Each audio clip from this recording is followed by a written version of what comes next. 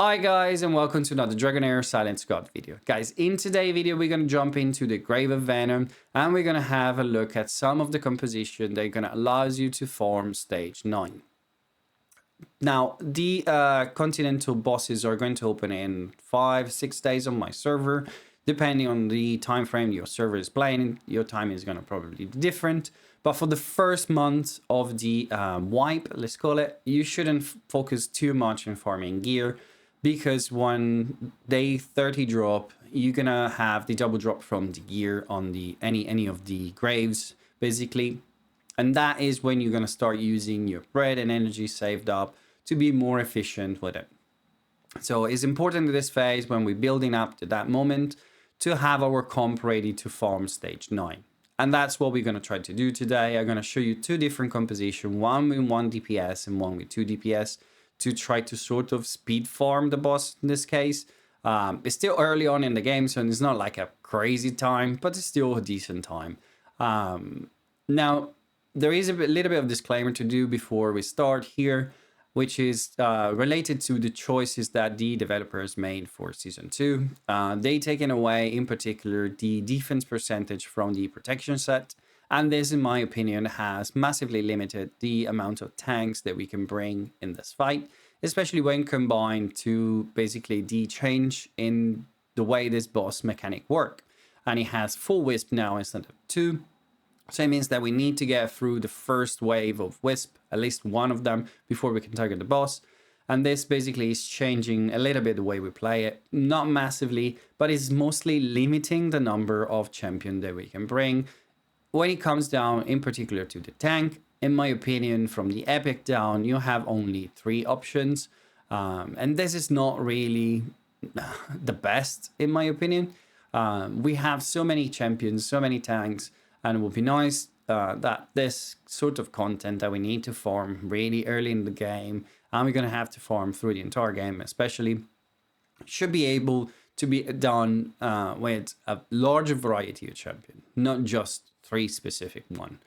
And the champions I'm talking about are, in particular, Garius. If you have Garius, and if you have the stuff legendary artifact that give you shield for the overheal, you should be able to farm this content very, very easily.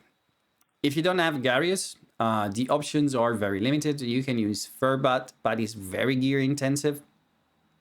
And the only other champion is Isolde. She's an amazing tank, in my opinion. I don't have it. I really wish I will pull it soon. But if you use Isolde, you need to combine it with Adolphus, which makes it basically 2 epics just to be able to keep alive that tank up on front. It's still a valuable combo. It's still a valuable solution. Obviously, if that is the only champion you have, you should definitely use it. But you can see how basically this is very, very limiting. I don't even know if there are many legendary tanks that are usable for doing this sort of content at the moment. And we can jump into the line recommendation, for example, where you're going to see the composition that they're using on my server. And you can see very well that pretty much everybody's bringing a Garius.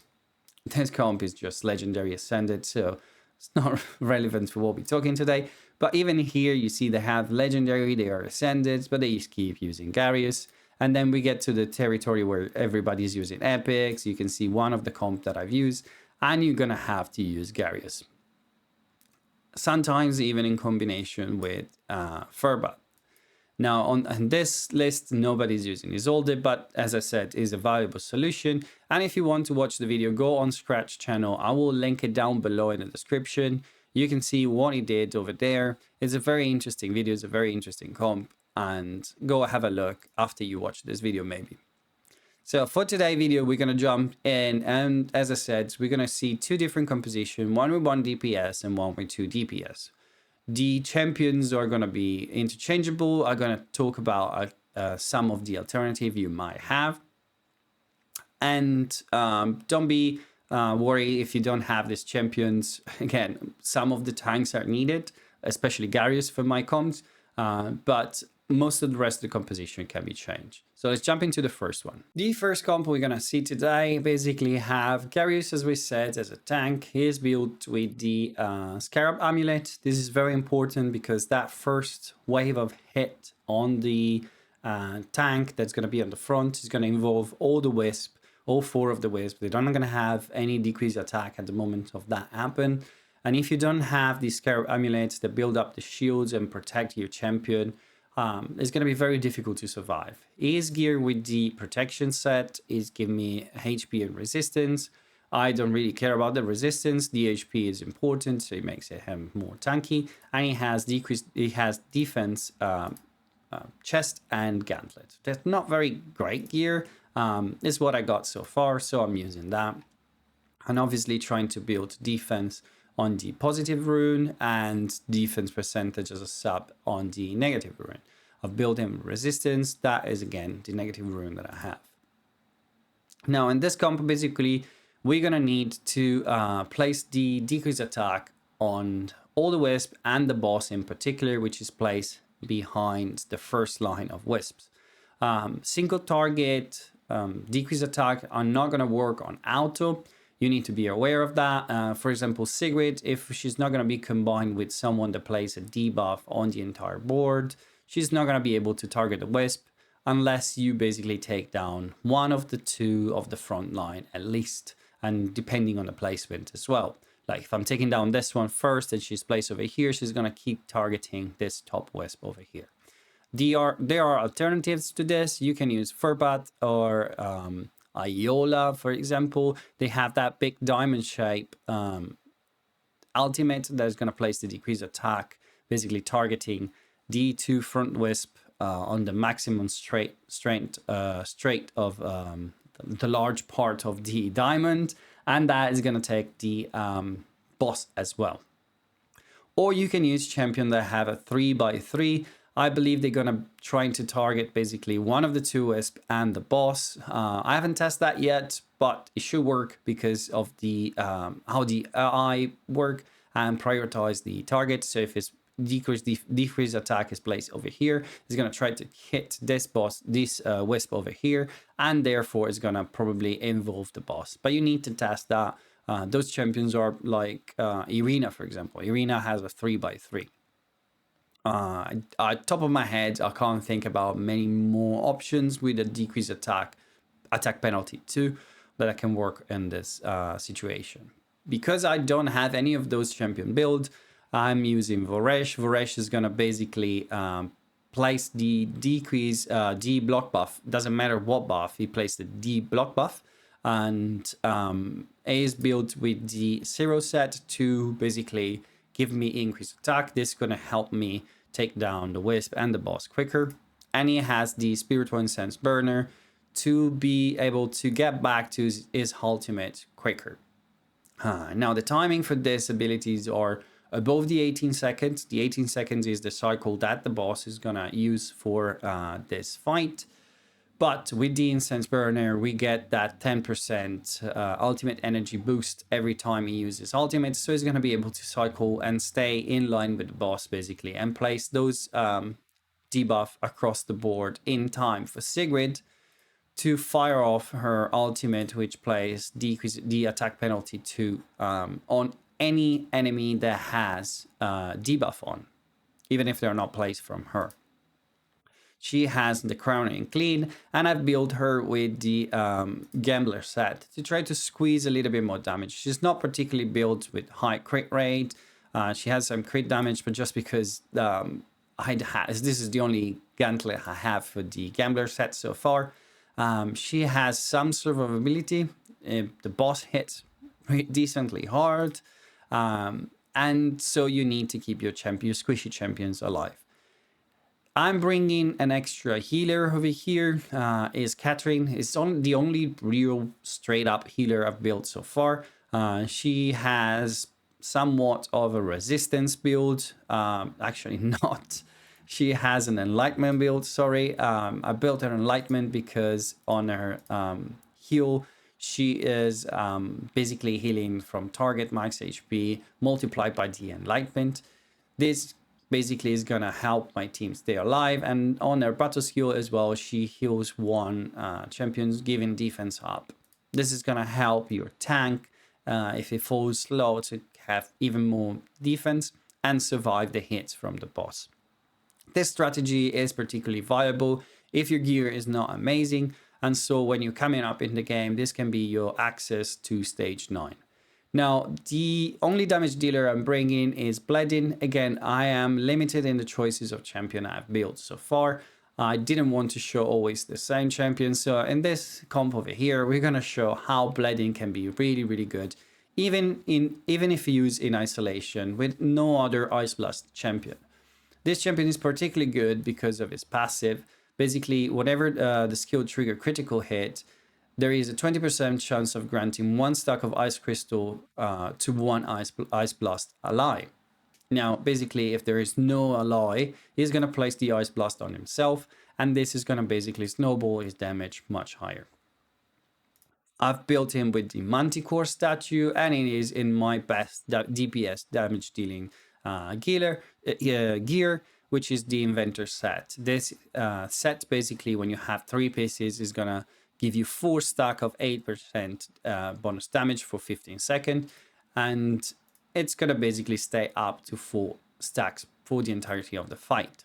Now, let's have a look at the fight so you see how it rolls out. And it's very simple. The placement also is very important. You need to place the champions as I show on the board, because they're not gonna get hit by the ability of the boss that has basically you're gonna trick the boss to hit only the front line.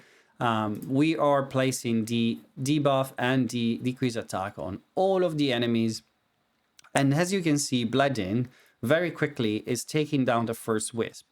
Now, Sigrid, in particular in the initial part of the fight, she's gonna keep up the damage with the Gambler set, and she's gonna basically do a lot of damage. But now that the first wisp is gone, Bleeding is gonna start targeting the boss, and this is gonna basically boost his damage very highly and very quickly. As you can see, we're keeping up with the rhythm. The decrease attack is placed on every one of the enemy, and we're doing damage, and we're taking down the second wisp. It should be coming down very soon. And therefore, the tank is going to move forward, and we're going to start being able to do more damage on the boss. From this point onward, we don't care about what Voresh does, really. Even if the champions fall off of sync, this doesn't matter. I have no time schedule for this fight, as you can see, because the way basically my champions are built and my gear with the skill haste basically makes them fall in line and on sync for the entire fight.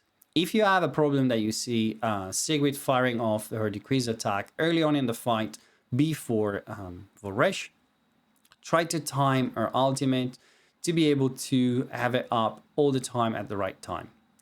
But when the 2 first wisps are gone, Sigrid is going to start targeting the boss, and at that point, it will not matter what she fire off the decrease attack. You actually want her to place it out as much as possible to do more damage and to take down the RP as quick as possible. And that's why I'm not using a time schedule for this fight, because when these 2 wisps are going to fall low, or when any other enemy is going to fall low, she's going to boost her ultimate energy. And this basically is going to allow me to farm this boss quicker. As you can see, we are very close to the end of the fight. Bleeding has been our main damage dealer, and we have destroyed this boss in 2 minutes and 22 seconds. It's not a time, it's not a crazy time, but it's still a good time considering we're using just epics, and we have only one and a half real damage dealer. If we look at the damage they've done, Bleeding has done 1.7 million, Sigrid has done a respectable 1.1 million, and Voresh has 700,000. Nothing crazy, but the comps work. Decent time. This sort of composition can be your access to stage 9. As I said, you can replace Catherine. If you have Exandra, you can well use Exandra or Quarion in this position. They work as well. And depending on who your choice of decrease attack will be, you can either use an entire board decrease attack legendary if you have, like if you have Donella, if you have those crazy legendary, you can use those. Or you can use Iola, Furbat, if you prefer.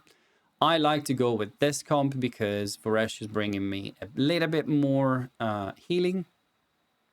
And he guaranteed me to fall in time all the time with this comp and to have only one champion up at the front taking more of the damage. But let's jump into the second comp and let's have a look at the fun one, which is the one that did this time 128. The second comp we're going to have a look today is actually very similar. We still going to have our Garius in the same gear with the Scarab Amulet and the protection set.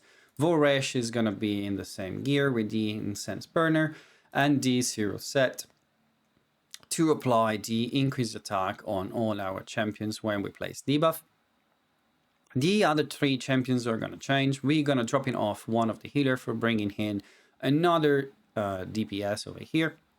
So I need to basically reorganize my gear. But the most important part is going to be Sigrid. Sigrid has the Crown Onion Clean, and I need to build as much skill haste as possible on her because I need to push her timing for the ultimate as quick as possible. She needs to be as close as possible to the 17 second to try to keep up to the boss, at the 18 second at least.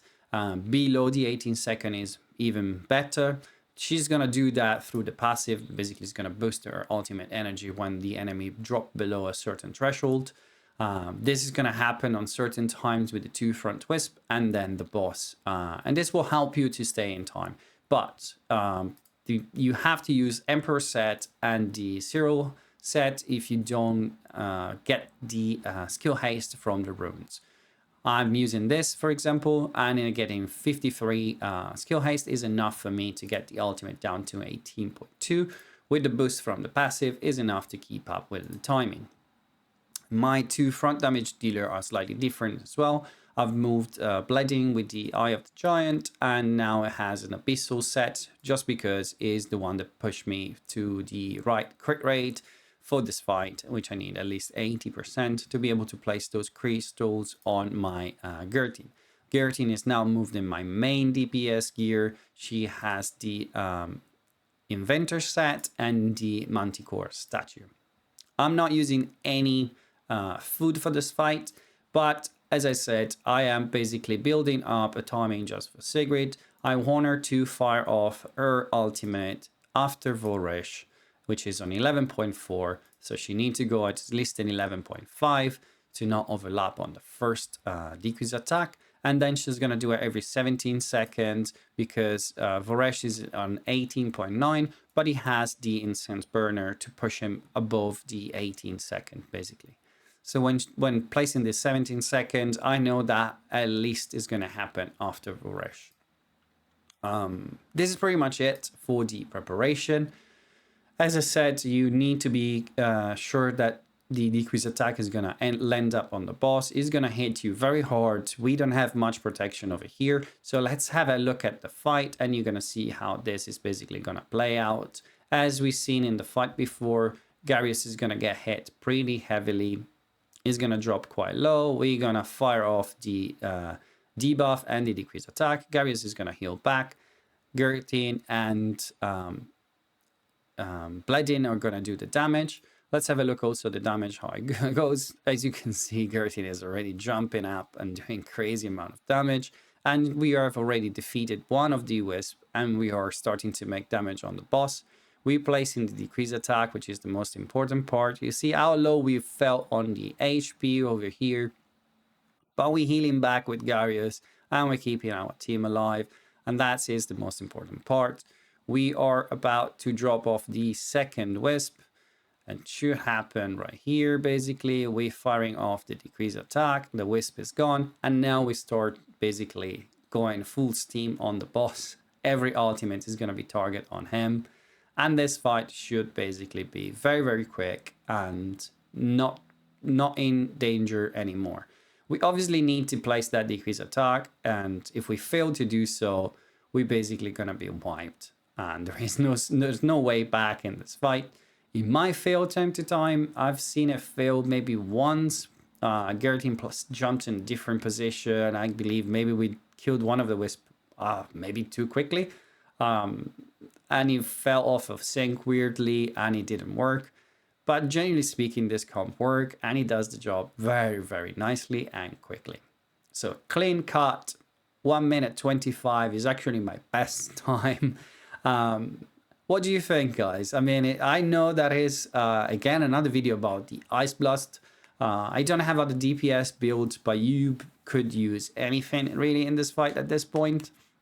As long as you build the core of the surviving team in the right way. If you can get that decrease attack firing off at the right time, it doesn't matter what DPS you bring in. You can bring your wild champion, you can bring some poison DPS, you can bring lightning, thunderbolt, anything really. As long as you can hit those first two wisp at decent rate, get them down quickly and get to the boss. That's all you need really. I hope you enjoyed this video. I know that it's not like a crazy news. There's no many other way around besides using Garius, Furbat, and Isolde, unfortunately. At least that we found yet. Maybe later in the season when we're gonna have more bonuses, it's gonna be different. But for the moment, this is our way to farm Venom 9. If you enjoyed the video, guys, please like and subscribe. I am on a push to try to reach those 500 subscribers and start working towards the 1,000. The channel is pretty new. I am really surprised about the response you guys are having, and I hope you enjoyed this video as well. And I see you soon with another video about Dragonheir Silence God.